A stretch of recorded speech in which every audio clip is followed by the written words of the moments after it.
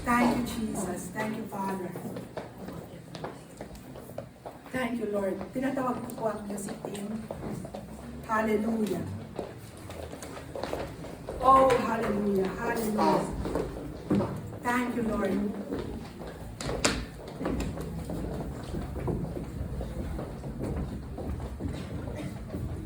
Thank you, Jesus. Thank you, Jesus. Hallelujah. Ipikit po natin ang ating mga mata. Oh, hallelujah.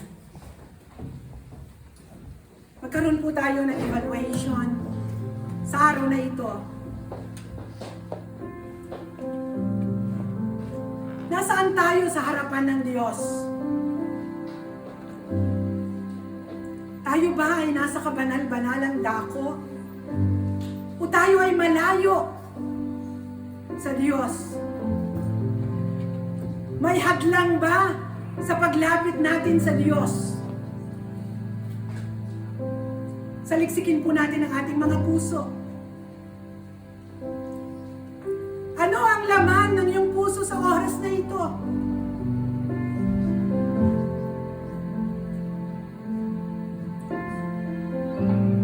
Sa puso mo ba ay may galit o naghahari ang pag-ibig ng Diyos? Sa puso mo ba ay may kaguluhan o naghahari ang kapayapaan ng Diyos? Ikaw ba ay nanghihina? O ikaw ay patuloy nararanasan mo ang kalakasan mula sa Diyos? Ayaw ng Diyos na ikaw ay mahirapan. Ang nais ng Diyos, ikaw ay lumapit sa Kanya. Lumapit ka sa Kanya. At siya ay lalapit sa iyo. Oh, hallelujah! Sapagkat ang nais ng Diyos, ikaw ay laging mamuhay ng matagumpay. Ikaw ay laging malaya sa lahat ng gapos ng kahaway. Kaya sa oras na ito, kapatid, kaibigan, kung alam mo na nagkulang ka sa Diyos, ito yung panahon na ikaw ay humingi ng tawad sa harapan ng Diyos. Oh, hallelujah! Hallelujah! Thank you, Lord. Come on, church. Open your lips. Kung alam mo sa sarili mo na ikaw ay nagkulang sa Diyos, kung alam mo sa sarili mo na ikaw ay nakagawa ng pagkakamali sa iyong sarili, sa iyong kapwa, o sa Diyos, o sa iyong pamilya, ito ang panahon na tayo ay lumapit, humingi ng tawad sa Diyos, at makamtan natin ang kapatawaran at kalinisan, at tayo ay tuluyang makalapit sa dakilang presensya ng Diyos, sa kabanal-banalang dako na presensya ng Diyos. Oh, hallelujah, hallelujah, hallelujah, Lord. Kita mo ang aming puso. Kung kami man, O Diyos, ay nagkasala sa iyo, Panginoon, kung kami nanlamig, kung kami man, O Diyos, ay lumayo sa iyo, forgive us and cleanse us with the most precious blood of Jesus. O Diyos, sapat ang iyong grasya upang kami ay makalapit sa iyo. Sapagkat, O Diyos, sa pamamagitan, O Diyos, ng kamatayan ni Jesus sa krus ng Kalbaryo, na pagbayaran ang lahat ng aming kasalanan, kaya mula sa aming ulo na hanggang sa aming paanan, kami ay ganap ng nilinis at pinatawad, at kaming lahat ay makakalapit sa inyong banal na trono, O Diyos, at makakamtan namin ang iyong habag, ang iyong awa, ang iyong pagpapala, in the mighty name of Jesus.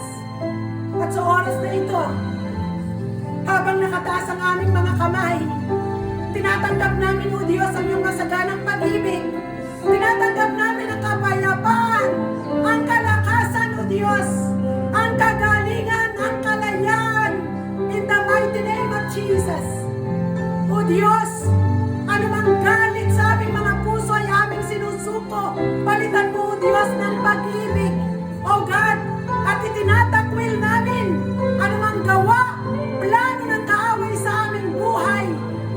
mighty name of Jesus.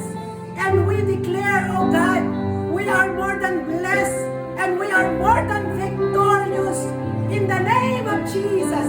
In the name of Jesus. O Diyos, salamat sapagkat sa oras na ito, mula sa aming ulunan hanggang sa aming paanan, nilukuban mo na kami ng iyong kapangyarihan, O Diyos, at idinaloy mo na ang masaganang pagpapala, O God, in the mighty name of Jesus.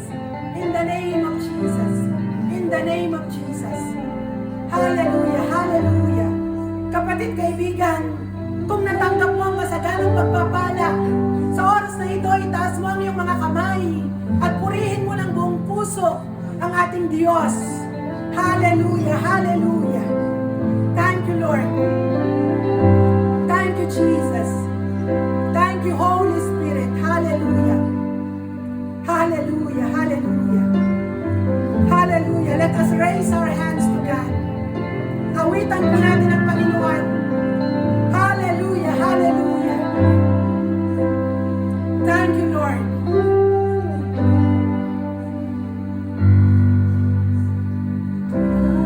Thank you, Lord.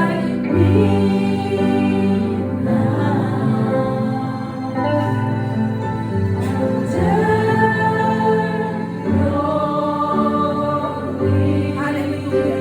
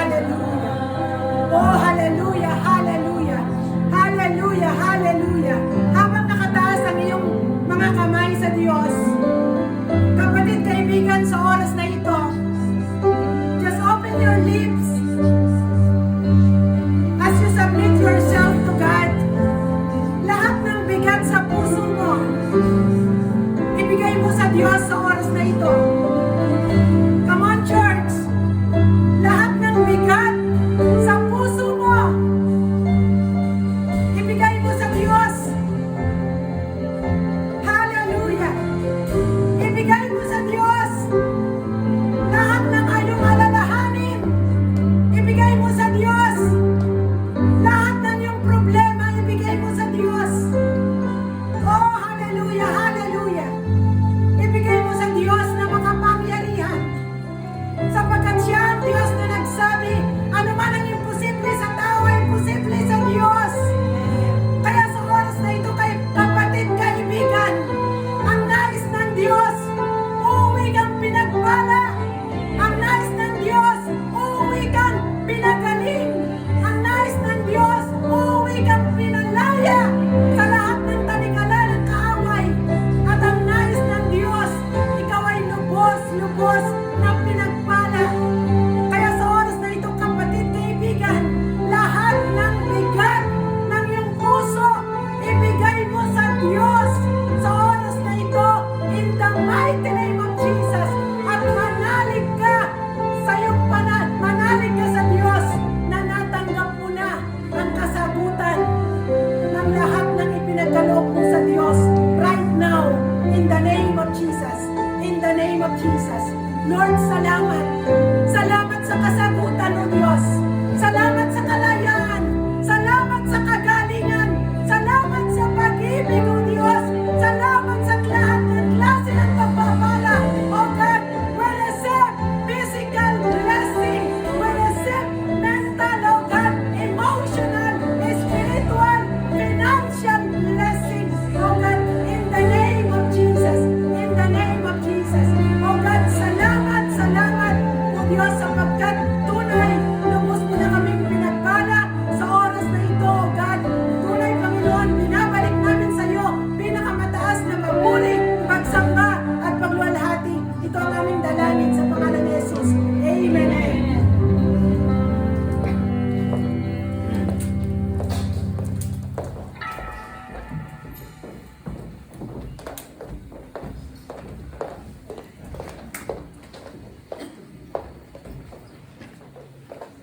Okay, sige. Can we remain standing at tayo ay tutuloy sa ating banal na hapunan. Okay, ang sabi ng 1 Corinthians 11:23, basahin ko po sa Tagalog. Sapagkat ito ang aral na tinanggap ko mula sa Panginoon at binibigay ko naman sa inyo. Nang ang Panginoong Jesus sa gabing iyon ay pinagkanulo, dumampot siya ng tinapay, nagpasalamat, kanyang pinagputol-putol at sinabi, ito ang aking katawan. Ang sabi dito, gawin ninyo ito bilang pag-alaala sa akin. Gayon din naman, matapos ang hapunan, kumuha ng saro. At sinabi, ito ang saro ng aking dugong, saro ng bagong tipan. Magsiinom kayo bilang pag-alaala sa akin. Okay, and I would like to repeat everyone. Paalala sa bawat isa sa atin. Pag tayo ho ay nakikisa sa gawain ng banal na hapunan, hindi para ikundina tayo ng Diyos, kundi para ipaalala sa atin ng Diyos kung ano ang kanyang ginawa para sa ating benepisyo. At ulitin ko, anong sabi ng John 3:17? 3:16 lang ang memorize. Ang 3:17 hindi.